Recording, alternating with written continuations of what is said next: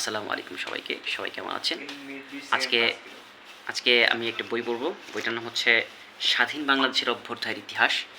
এই বইটা পড়ব। আজকের টপিকটা হচ্ছে স্বাধীন বাংলাদেশের অভ্যুদয়ের ইতিহাস পরিচিতি। তো এই পরিচিতি পর্বটা আজকে পড়ে শেষ করব। দেন হচ্ছে আমরা এর পরবর্তীতে আগাবো। তো শুরু করছি। সবাই ভিডিওটা সম্পূর্ণভাবে দেখবেন। আচ্ছা, ইতিহাস ভিত্তি হতে পারে কোনো জাতি, কোনো সময়কাল, কোনো ভূখণ্ড বা কোনো অঞ্চল বা কোনো বৈশিষ্ট্য, অন্য কোনো বৈশিষ্ট্য।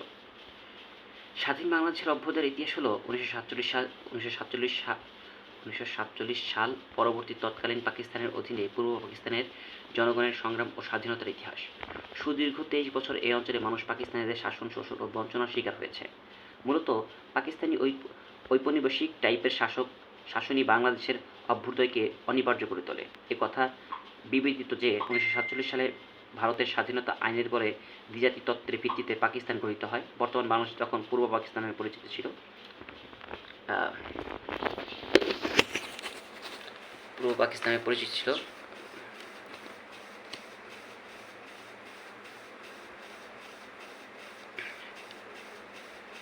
বাংলাদেশের অভ্যুদয় অনিবার্য করে তোলে। পশ্চিম পাকিস্তান থেকে পূর্ব পাকিস্তানের দূরত্ব ছিল প্রায় 1200 মাইল। ব্যাপক দূরত্বের দুটি ভূখণ্ডের জনগণের মধ্যে ছিল ধর্মীয় মিল ছাড়া আর কোনো মিলই ছিল না। মুসলিম লীগের নেতৃত্বে পাকিস্তান স্বাধীন হলেও এর নেতৃত্ব ছিল মূলত তৎকালীন পশ্চিম পাকিস্তানের বর্জুয়া ও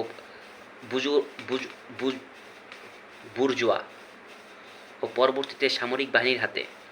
আইয়ুব ভুট্টো ইয়াহিয়াদের নেতৃত্বে অহমিকাবোধ সংখ্যাগরিষ্ঠ পূর্ব পাকিস্তানকে তাদের ন্যায্য অধিকার পেতে বারবার বাধা দিয়ে এসেছে। রাজনীতির দাবা খেলায় বারবার পূর্ব পাকিস্তানের সাধারণ জনগণের হাতে হয়েছে নিষ্পোষিত ও পরাজিত। কিন্তু চিরবিদ্রোহী বাঙালির অধিকার আদায়ের সংগ্রাম প্রচেষ্টা তাদের থেমে যায়নি।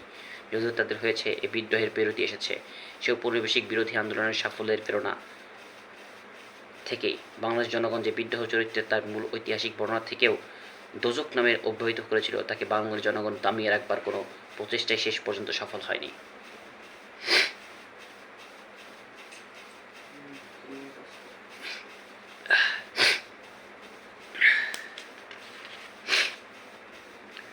আচ্ছা, রাজনীতি ক্ষেত্রে বিভিন্ন বঞ্চনা স্বাধীন বাংলাদেশের অভ্যুদয়ে বাংলাদেশের জনগণকে পদক্ষেপ নিতে বাধ্য করে।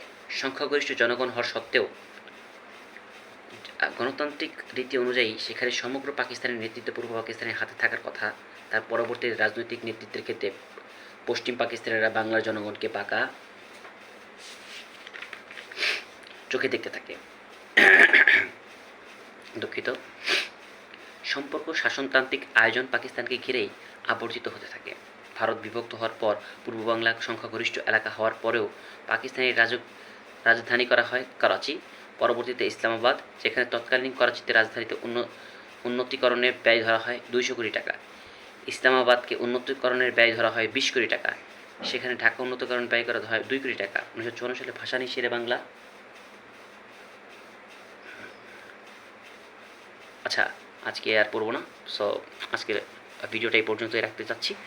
তো সবাই এরকম ভিডিও যদি আপনারা আবারও চান তাহলে অবশ্যই হচ্ছে কমেন্ট করে জানাবেন, এবং ভিডিওটা ভালো লাগলে অবশ্যই লাইক দেবেন।